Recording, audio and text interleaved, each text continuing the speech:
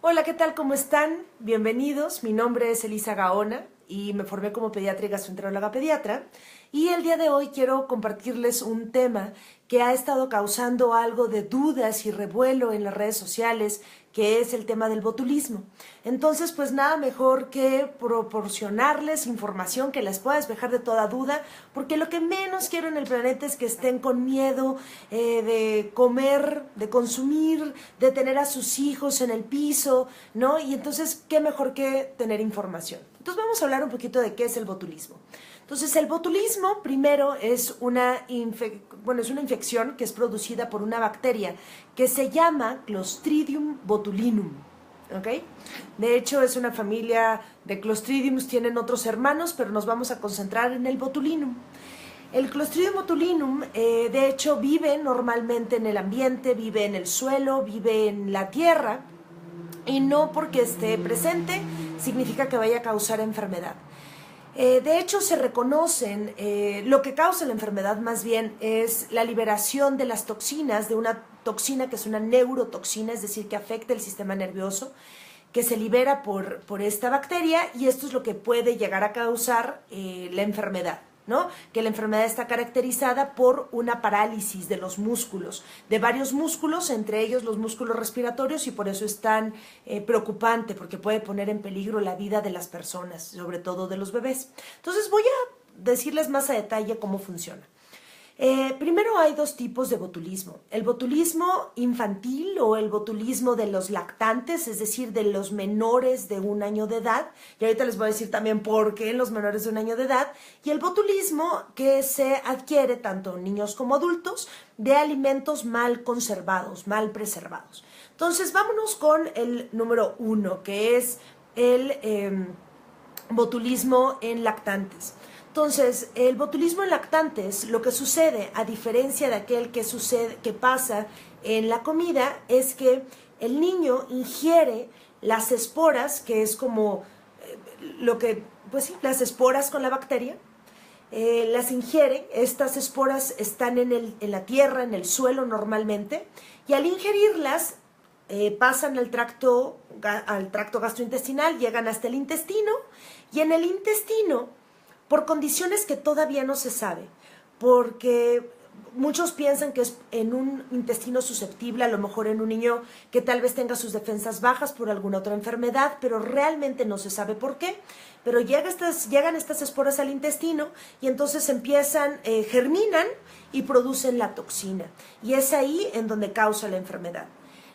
El botulismo que se produce o que se adquiere a través de alimentos mal conservados, lo que sucede es que es esta bacteria que germina adentro de estos alimentos mal conservados, ahorita les explico, y es ahí en donde se produce la toxina, y entonces uno ingiere la toxina.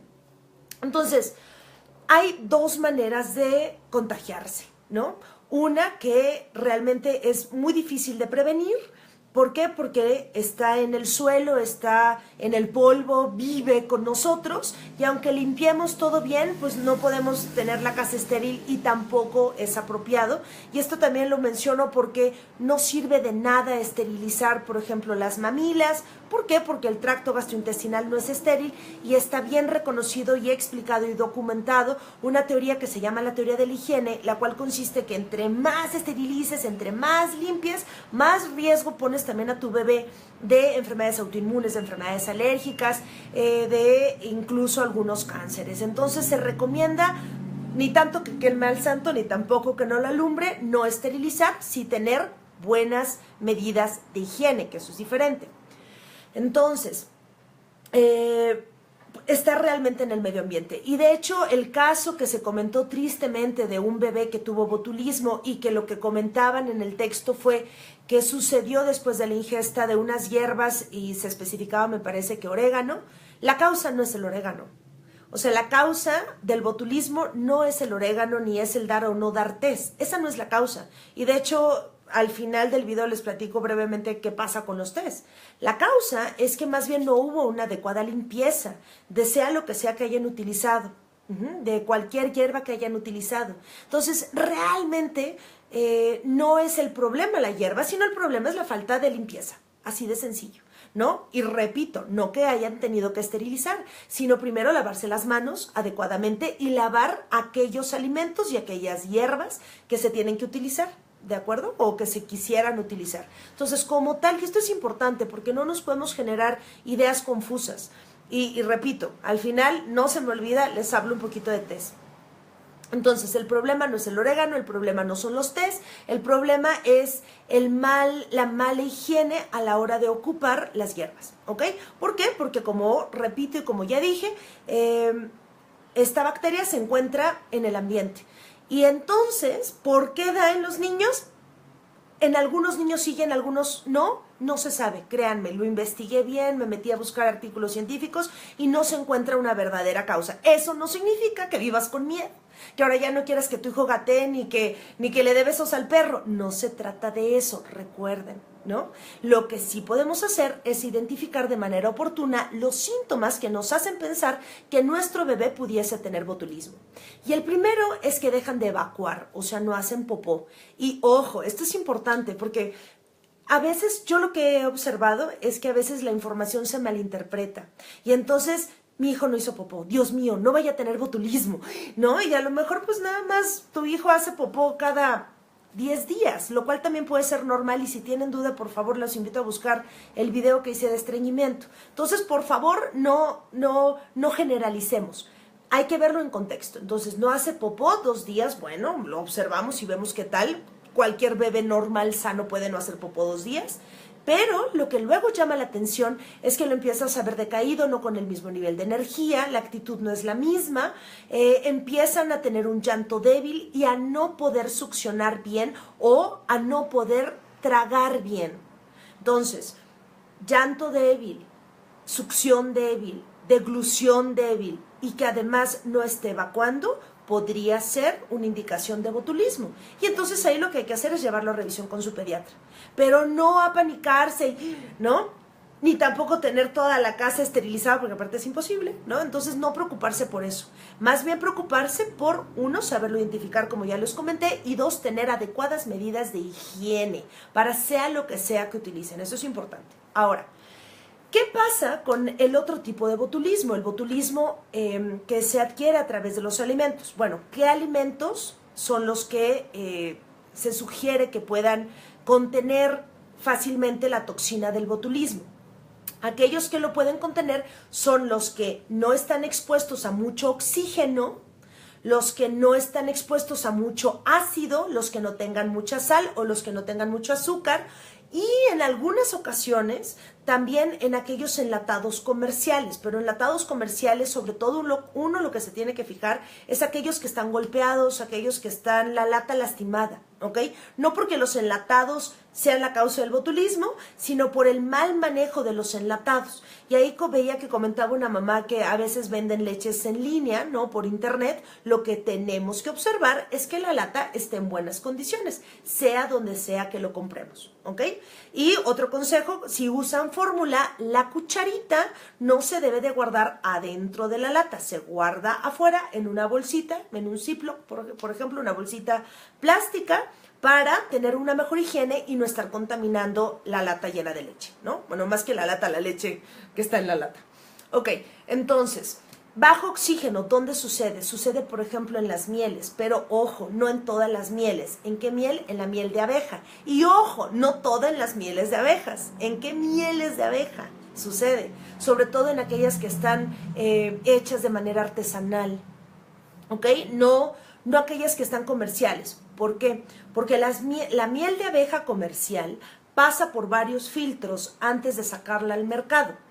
Y tienen mucho cuidado y de hecho siguen protocolos, o se espera que sigan protocolos, de cuidado de envasado. De hecho, encontré nada más la liga en inglés, pero voy a buscarla en español. Hay una guía de la CDC, que es el Centro de Enfermedades, de Control de Enfermedades en Estados Unidos, que rige mucho al mundo y te explica paso por paso cómo tener un envasado de manera correcta. Pero bueno, las mieles comerciales pasan por varios filtros y entonces el riesgo de que tenga una toxina de botulismo, ese tipo de miel de abeja, es bajísimo.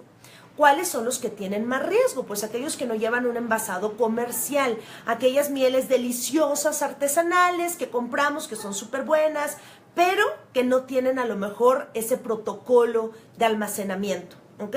Entonces, ¿qué se sugiere? Porque hasta el año de edad.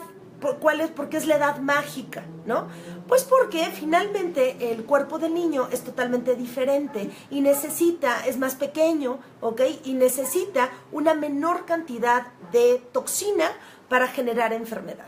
A diferencia de los niños más grandes, que si a lo mejor pongamos un ejemplo grueso, ¿no? Si yo le doy, no sé, 10 toxinas a un niño de 1 año o a un niño de 6 meses, a un niño de 3 años y a un niño de 16 años, pues puede ser que al niño de 16 y de 3 años no le pase nada, pero puede ser que al niño chiquito sí le pase. ¿Por qué? Pues porque finalmente es la misma dosis, pero en un cuerpo más pequeñito. Es, por ejemplo, y hablando de dosis y aprovechando que estamos aquí en línea, es como, por ejemplo, estos remedios que a veces se usan de ponerle alcohol, tequila, brandy, coñac, etcétera, en las encías de los dientes, de los niños cuando tienen molestias de los dientes. Es un error, porque tú dices, bueno, pero ¿qué es? Una gotita. Pues sí, para ti puede que una gotita no sea nada, pero para un bebé chiquito una gotita lo puede intoxicar y puede tener una intoxicación por alcohol y ser muy grave y tener una depresión respiratoria y poner peligro en su vida. Entonces, no se metan en camisas de 11 varas, no expongan a sus hijos, o sea, no lo hagan, por favor.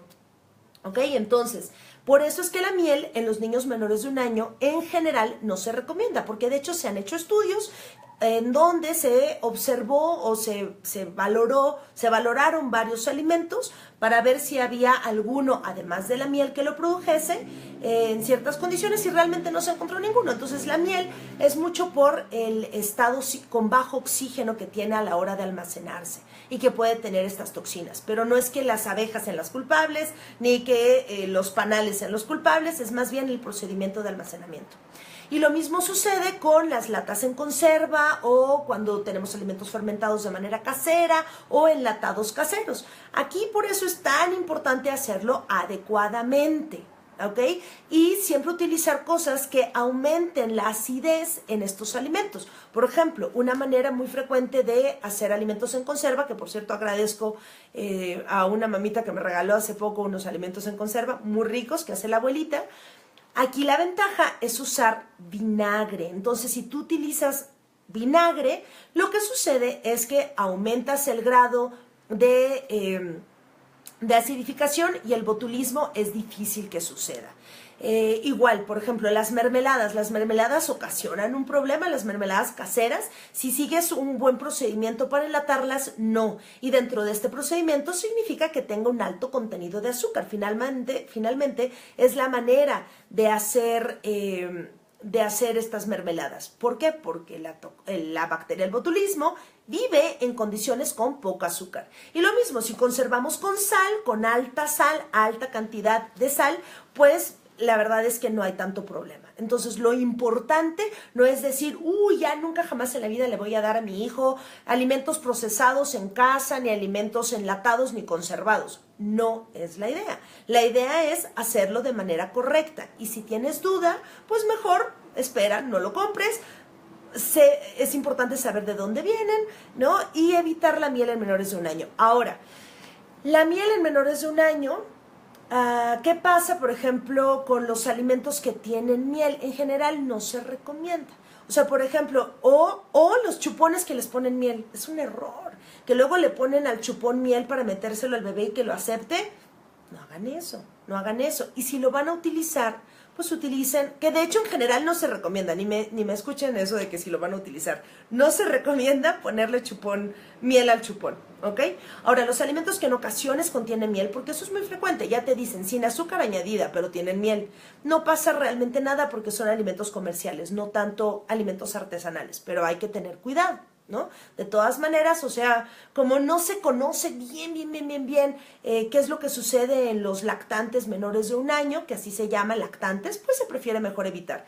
Que aquí una mamá que tengo, ¿no? Que es mi paciente, bueno, su hijo es mi paciente, me diría, en la India los niños comen miel y no tienen ningún problema. Es cierto, pero repito, o sea, no podemos jugárnosla a que suceda o no suceda. O sea, la evidencia existe, ¿no? Y hay que contemplarla y ser prevenidos, ¿ok?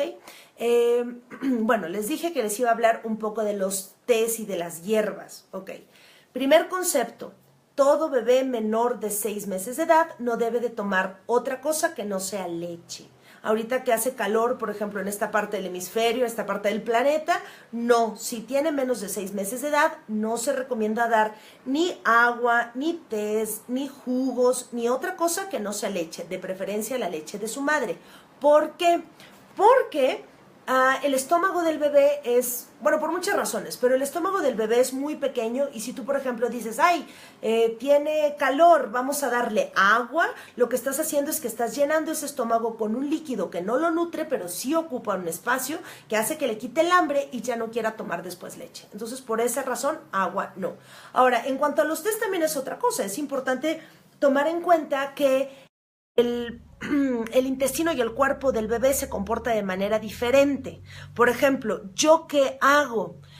Yo lo primero que recomiendo es leche materna de manera exclusiva y he hecho todas las porras, trabajo con una consultora de lactancia, incluso 2 o 3, ¿no? ¿Para qué? Para apoyar la lactancia materna, que es lo más importante. Pero supongamos que por alguna razón, alguna circunstancia y que, ojo, no genere culpa, tienen que dar fórmula. Bueno, pues con la fórmula yo lo que hago es siempre prepararla con agua. Ahora, justamente para evitar, y yo sé que esto ha causado mucha controversia, y créanme que si lo sigo diciendo es porque lo hago, lo he comprobado y es seguro.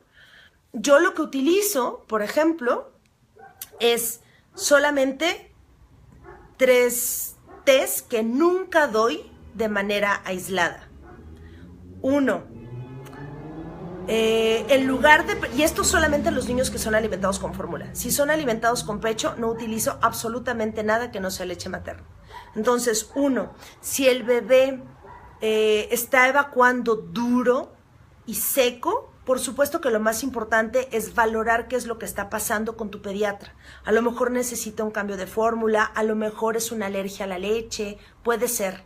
Pero lo que yo hago cuando ya valoré a ese bebé y veo que es sano y obviamente bajo supervisión es pido que le preparen la fórmula, 1 o 2 tomas, en lugar de usar agua, usar té de ciruela pasa. ¿Cómo? En 1 litro de agua hirviendo, 2 ciruelas pasa, se cuela, se prepara la fórmula con esto. Y entonces de esta manera no hay desplazamiento, no lo estoy dando de manera continua, evito darle medicamento, evito darle un supositorio y le ayuda bastante bien, solamente en los bebés que están alimentados con fórmula. Ahora, igual, por decir, y yo sé, repito, que he sido súper criticada, pero lo hago y funciona y es totalmente seguro y créanme que he leído bastante al respecto. Si, por decir, les vamos a poner vacunas, yo lo que hago, solamente si están siendo alimentados con fórmula, si no, no, es que en lugar de que preparen su fórmula con agua, la preparo con un poco de té de manzanilla. La manzanilla, que es la chamomila, tiene un efecto antiinflamatorio y lo que hago es que procuro que se la den el día previo a las vacunas, el día de las vacunas y el día después de las vacunas y lo que es fantástico es que disminuye la probabilidad de que les vaya a dar fiebre y funciona bien y esto solamente lo hago, repito, en niños que están siendo alimentados con fórmula y en lugar de agua se les da el té, ¿ok? Yo sugiero que en lugar de usar té de bolsita, ¿no? Que muchas veces no sabes qué tanto contiene el té de bolsita, 1 y 2, que puede tener teína, que es un amigo de la cafeína, ¿no? Yo lo que sugiero sí es usar manzanilla natural, pero bien lavada. Todo es importante hacerlo bien. Y repito, he sido muy criticado por esto, pero he leído varios libros de herbología, de los efectos adversos, etcétera, y esa es la única condición en la cual la doy, ¿ok? Y la otra es, por ejemplo, para cólico. Yo no doy medicamentos para cólico por lo general, lo que recomiendo, repito, siempre es lactancia materna exclusiva, siempre repito, ayudarle al bebé a sacar los gases, dar masaje, cargar al bebé para que se ayude a sacar también esos gases. Pero en el caso en el que el bebé está tomando fórmula, obviamente valoro todo el cuadro, veo que no sea una alergia, veo que no haya algo que se me esté pasando y que tenga que diagnosticar, como una alergia a la leche, por ejemplo. Pero si veo que es un niño que es normal, que es sano y que es parte de su maduración, en ocasiones lo que les ayuda, y es el único té que uso, no uso anís, no uso orégano, no uso estafiate, no uso nada más, es en ocasiones un poco de té de hierbabuena para preparar la fórmula en lugar de agua. Y repito, yo sé que mucha gente dice que creo en mitos, etcétera, pero lo que yo hago es una medicina integrativa y lo que procuro hacer es ofrecer la cantidad menor de medicamentos posible a los niños y siempre acompañarlos de una buena valoración, de un buen análisis médico, observar a los niños, revisarlos, y esto es importante, apéguense a su pediatra, no den nada más test porque lo recomendó la vecina o porque lo haya recomendado cualquier persona, tengan cuidado, y estos solamente, repito, los utilizo cuando el niño está utilizando fórmulas, si no, la verdad es que el mejor tratamiento es la lactancia materna. Entonces, esto se lo comparto porque es lo que he vivido, lo que he experimentado con mis pacientes y en ningún momento he tenido ningún problema, y sobre todo, ¿por qué? Porque hay mucha información que está tachada, ¿no? Y que la toman a mal y no debe de ser así, ¿ok? Esto es importante. Entonces, todo con moderación, todo siguiendo un buen apego a tu pediatra y pues nada más. Entonces, eso en cuanto a los test. Y espero haber resuelto las dudas acerca del botulismo. Lo importante es no tengan miedo, no satanicemos. Y quiero hacer brevemente, y antes de irme, una mención que también... es que el problema que creo que pasa con las redes sociales es que hay mucha información y entonces nos confundimos, ¿no? Y no sabemos qué realmente es lo que está causando, que fue, por ejemplo, lo que me escribieron de, oye, el orégano lo produce, ¿es acaso eso? Y lo mismo pasó con este caso desafortunado de un bebé de 1 año y medio que se atragantó con una manzana. Tenía más de 1 año. Y entonces lo que yo empecé a leer es que decían, ya no hay que darle manzana a los niños, la manzana es un factor de riesgo para que se atraganten. Y repito, 1, la manzana no es un factor de riesgo para que un niño se atragante dependiendo de su edad. Si yo, y eso es lo que, por ejemplo, y por eso les pido, por favor, que cuando empiecen a darle de comer a sus hijos, se informen bien. A veces nos queremos ahorrar dinero por no tomar un curso y tener mejor información. A veces nos basamos solamente con lo que leímos en un grupo o en un curso gratuito. Tengan cuidado, es la vida de sus hijos y tienen que saber hacerlo de manera adecuada y correcta, ¿no? Entonces, por ejemplo, en el curso que doy de alimentación complementaria, lo que les explico fácil es... lo importante es seguir las 4 S, suave, sujetable, saludable y sabroso. Y dentro de lo suave, aquí tú tienes que pensar y decidir, ok, ¿qué es más suave? ¿La manzana o el plátano? El plátano. ¿La manzana o la pera? La pera. ¿La manzana o la papaya? La papaya. ¿La manzana o el aguacate? El aguacate. ¿La manzana o el mango? El mango. Hay muchísimos alimentos muchísimo más suaves que la manzana con los cuales podemos iniciar la alimentación complementaria de un bebé que no tiene dientes de manera segura. Esto en el caso de que ustedes deseen dar alimentos en enteros, que es en lo que se basa mi curso. Y sin ningún riesgo. Pero si yo lo primero que hago es que le doy una manzana, el riesgo de que nos dé un susto es alto. De hecho, esto está escrito y está descrito en artículos científicos en donde, 1, se comparó dar el método de alimentación con papillas y sin papillas y se observó que tiene el mismo riesgo de atragantamiento uno y otro. Y 2, hay que saberlo dar bien, ¿no? O sea, de hecho, el alimento con el que más se reporta que los niños se atragantan es con manzana. Entonces, no lo vas a dar si el niño no está preparado. Ahora, lo que sucedió en ese caso de ese bebito, desafortunadamente, lo que sucedió fue un accidente que pudo haber pasado con una manzana o con cualquier otro alimento o con cualquier otro objeto, un juguete, un botón. ¿Y qué es lo que nosotros como padres tenemos que hacer? Saber cómo actuar. No duden en tomar cursos de primeros auxilios, no duden en saber cómo desatragantar. De hecho, uno de los videos que subí, justo les pongo la técnica de cómo desatragantar y les explico paso por paso con un maniquí. Búsquenlo. Tomen cursos de primeros auxilios. Yo en Ciudad de México doy 1 vez al mes un curso de primeros auxilios a un precio súper accesible porque lo que me importa no es hacerme millonaria, sino que la gente sepa qué hacer. Y eso es lo que realmente es importante. Saber qué hacer para actuar. Entonces, la culpable no es la manzana. La culpable es la circunstancia y el infortunio. No por buscar culpables, porque no es la idea, sino el infortunio de no saber qué hacer. Entonces, si no sabes qué hacer si tu hijo se te atraganta, infórmate, toma un curso, busca este video que te estoy comentando en mi página. Hazlo. Ese es el verdadero problema. ¿Ok? Entonces, lo mismo, no podemos satanizar las cosas, tenemos que saber por qué funcionan. Y lo mismo, me dice una amiga que es pediatra, me dice, es que tú eres súper valiente por estar saliendo al aire y decir que sí, que llegas a usar cosas que no son alópatas, ¿no? Que utilizas en ocasiones, sí, herbolaria, y lo utilizas con mucha conciencia. Y lo dices en público, pues sí, porque funciona. Pero lo que les digo es, háganlo con conciencia. No todo sirve para todos. Siempre con supervisión. Tengan a su pediatra al lado, a su pediatra de confianza. No sigan nada más remedios porque se los dicen. Coméntenlo con su pediatra. Y si no, coméntenlo conmigo. Yo con todo gusto les resuelvo. ¿Qué es lo que les digo a los papás que están conmigo? Platícame tus dudas, dime y en lo que yo pueda te resuelvo. Yo no satanizo, escucho, observo. Y muchas cosas puede que funcionen, ¿no? Entonces, siempre abiertos, mente de aprendiz, no satanizar, observar, pero ser muy cuidadosos. Tienen a su cargo lo más preciado que es su bebé. Tomen cursos de primeros auxilios, sepan qué hacer, no satanicemos nada, ¿ok? Entonces, espero haber resuelto todas las dudas. Les mando un fuerte abrazo y les repito, el curso de Baby Led Winning está constantemente en línea. Se pueden meter www.aprendiendoentribu.com y ahí lo pueden tomar y los llevo de la mano, paso por paso, qué es lo que tienen que hacer para lograrlo de manera adecuada, sin riesgo, sin preocupación, y de hecho ahí repasamos un poquito qué hacer en caso de atragantamiento. Entonces les mando un fuerte abrazo y también les quiero comentar que estoy preparando más videos todavía y uno de ellos, para que se emocionen, no va a ser el próximo, ¿no? Porque ya...